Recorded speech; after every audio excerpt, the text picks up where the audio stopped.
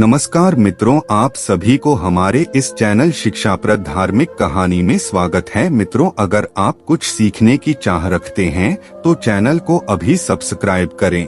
नमस्कार दोस्तों, जय श्री कृष्ण। राधे राधे। घड़ी को भूलकर भी इस दिशा में न लगाएं, इससे फैलती है घर में नकारात्मकता। इसी के साथ हम जानेंगे दोस्तों कि आपको कैलेंडर कहां पर नहीं लगाना है, क्या गलती आपको नहीं करनी है, और साथ ही मैं आपको बताऊंगा कि अगर आपके घर में वास्तु दोष है तो कैसे आप जान सकते हैं और क्या उपाय कर सकते हैं जिससे कि वास्तु दोष दूर हो और आपके जीवन से परेशानियां खत्म हो। तो पूरी जानकारी के लिए इस वीडियो को अंत तक जरूर देखिएगा। दोस्तों, हम सभी के घर में घड़ी का प्रयोग किया जाता है। घड़ी जो बीते समय और आने वाले समय के बारे में हमें सूचित करती है। अगर हमारे जीवन पर सबसे ज्यादा किसी का प्रभाव पड़ता है तो वह है समय। हर किसी का समय एक जैसा नहीं होता। अच्छे और बुरे समय सभी के जीवन में आते रहते हैं। इस समय चक्र का चलना कायम ही रहता है। समय किसी के लिए नहीं रुकता, लेकिन अगर हम आपसे कहें कि आप अपने समय को अच्छा बनाने के लिए कुछ उपाय कर सकते हैं। जी हाँ, हम बात कर रहे हैं घर में लगी घड़ी की, जिसे हम रोज निहारते हैं। पर कभी ये नहीं सोचा होगा कि ये घड़ी हमारा समय बदलने में और अच्छा समय लाने में मदद कर सकती है। दोस्तों, हम कई बार जीवन में छोटी छोटी चीजों को नजरअंदाज कर देते हैं, लेकिन वही कुछ चीजें हमारे भाग्य पर अच्छा बुरा प्रभाव डालती है।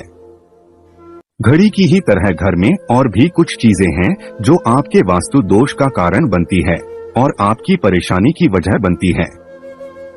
तो आइए पहले जान ले, क्या आपको अपने घर में वास्तु दोष के बारे में कैसे पता लगता है और किस तरह से आप बड़ी ही आसानी से इसे ठीक कर सकते हैं। दोस्तों, वास्तुशास्त्र के अनुसार किसी भी घर में वास्तु दोष होने से सुख, शांति और पारिवारिक उन्नति में बाधा पैदा होती है। वास्तु दोष के कारण पनपने वाली नकारात्मक ऊर्जा से व्यक्ति के भाग्य पर बुरा प्रभाव पड़ता है। साथ ही घर के लोगों को कई प्रकार की परेशानियों का सामना करना पड़ता है। दोस्तों, शास्त्रों के अनुसार अगर हम ये छोटे मोटे उपाय कर लें तो अपने घर में नेगेटिव एनर्जी से छुटकारा पा सकते हैं।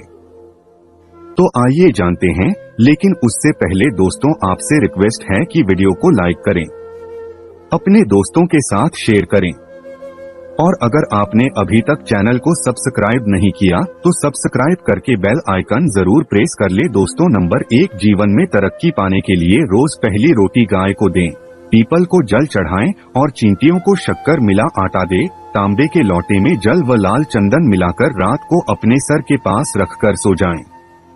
सुबह उस जल को तुलसी को चढ़ा दें। ऐसा करने से आपकी परेशानियां धीरे धीरे दूर हो जाएंगी। नंबर 2, वास्तु के मुताबिक अगर आपके घर में तिजोरी है और आप उसके सामने शीशा लगा दें तो इससे धन में बरकत होती है। व्यापारी लोग अपने कैश बॉक्स के सामने शीशा लगाएं, इससे आपके ग्राहक बढ़ेंगे। दोस्तों, नंबर 3, झाड़ू पोछा कभी भी खुले में नहीं रखना चाहिए, इन्हें हमेशा छिपाकर रखना चाहिए और झाड़ू कभी भी रसोई में नहीं रखनी चाहिए। नंबर 4, शौचालय का दरवाजा हमेशा बंद होना चाहिए। माना जाता है कि घर की नकारात्मक ऊर्जा शौचालय में ही वास करती है। ऐसे में अगर शौचालय का दरवाजा खुला रहता है तो नकारात्मक ऊर्जा आपके घर में प्रवेश करती है। नंबर 5, घर में सुख शांति के लिए कपूर को घी में डुबाकर सुबह शाम जलाना चाहिए। इससे घर में वास्तु दोष भी कम होता है और रह रहे सदस्यों के जीवन की परेशानियां दूर होती है। दोस्तों, नंबर 6, दुर्घटना से बचने के लिए शाम को हनुमान चालीसा के बाद कपूर जरूर जलाना चाहिए। नंबर 7, घर में जिस जगह वास्तु दोष हो वहां कपूर की 2 टिकियां रखें। खत्म हो जाने के बाद वहां दोबारा इसे रखें। नंबर 8, सूर्य अस्त के बाद कभी भी किसी को दूध, दही या प्याज नहीं देना चाहिए, ये भाग्य में बाधक भी बन सकता है। नंबर 9, घर के मुख्य द्वार पर कूड़ादान कभी भी न रखें। नंबर 10, घर में टूटा हुआ शीशा कभी भी नहीं होना चाहिए।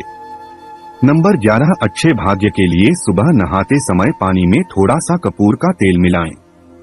शनिवार को चमेली का तेल भी मिला सकते हैं।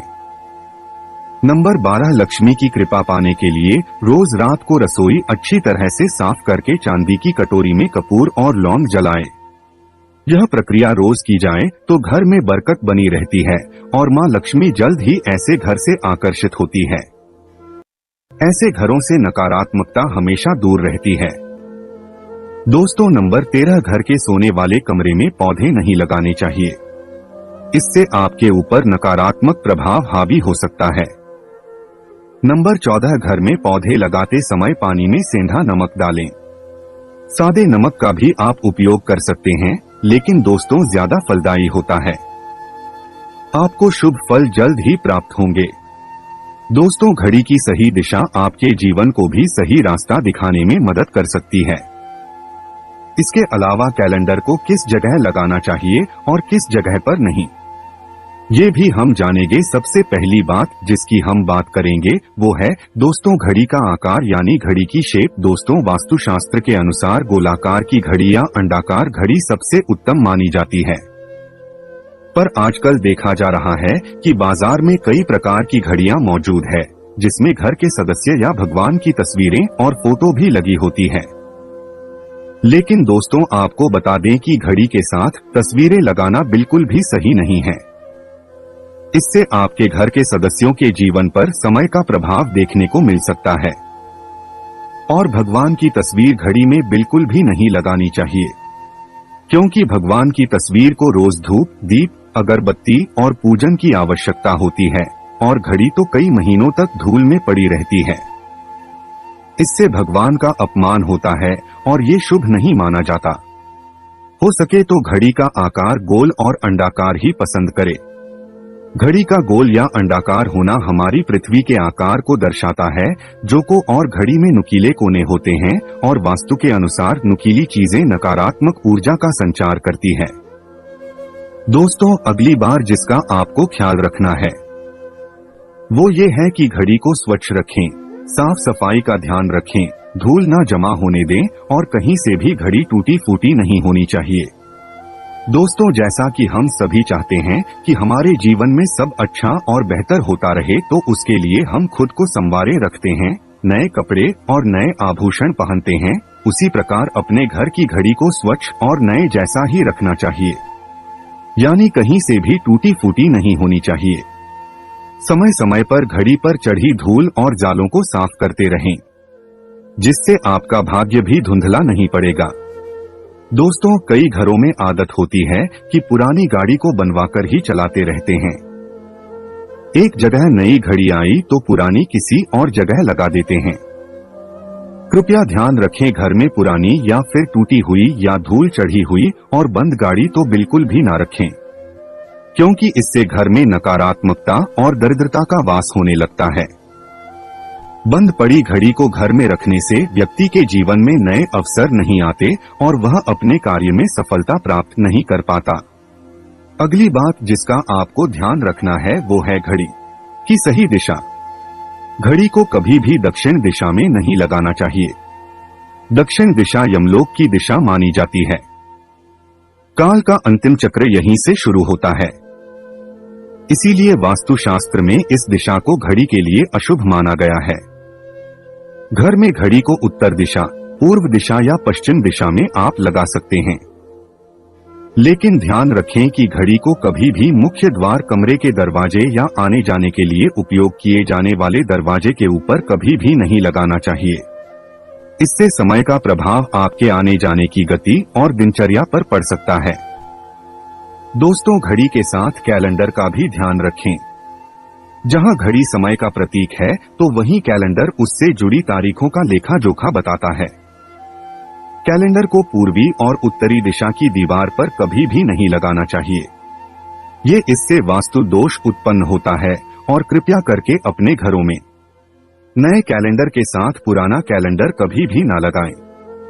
दोस्तों, घड़ी और कैलेंडर दोनों ही आने वाले समय के सूचक है, जो हमें आगे बढ़ने की प्रेरणा देते हैं। उन्हें समय के अनुसार ही लगाना चाहिए। इस बात का हमेशा ध्यान रखें कि घड़ी का समय हमेशा सही होना चाहिए। बहुत से लोगों की आदत होती है घड़ी का समय आगे या पीछे रखते हैं, तो ये गलती आप ना करें। समय हमेशा सही रखें, इससे आपको कभी भी समय का कालचक्र और दुष्ट परिणाम प्राप्त नहीं होता। ये छोटा सा उपाय आप जरूर करके देखिए दोस्तों। छोटी छोटी बातें हैं जिनका आपको ध्यान रखना है। दोस्तों, रखी हुई घड़ी और पुराना कैलेंडर आपके भाग्य को भी रुकावटों से भर देता है। इसीलिए वक्त के साथ आगे बढ़ते रहने के लिए घड़ी और कैलेंडर को बदलते रहिए और कैलेंडर को कभी भी अपने सोने के कमरे में ना लगाएं, ना ही इसे कभी मुख्य द्वार पर टांगे। ये शुभ नहीं माना जाता। पुरानी घड़ी किसी को दान में देना शुभ माना जाता है। इससे आपके जीवन से बुरा समय निकल जाता है। इसीलिए अगर आपके घर में कोई पुरानी घड़ी है जो टूटी फूटी ना हो और खराब ना हो तो वो आप किसी जरूरतमंद को दान में जरूर दें। तो दोस्तों, आपको ये वीडियो कैसा लगा हमें कमेंट में जरूर बताएं। इस वीडियो को लाइक करें, अपने दोस्तों के साथ शेयर करें और हमें सब्सक्राइब करना ना भूलें। जल्द मुलाकात होगी अगले वीडियो में। हर हर महादेव। राधे राधे। धन्यवाद।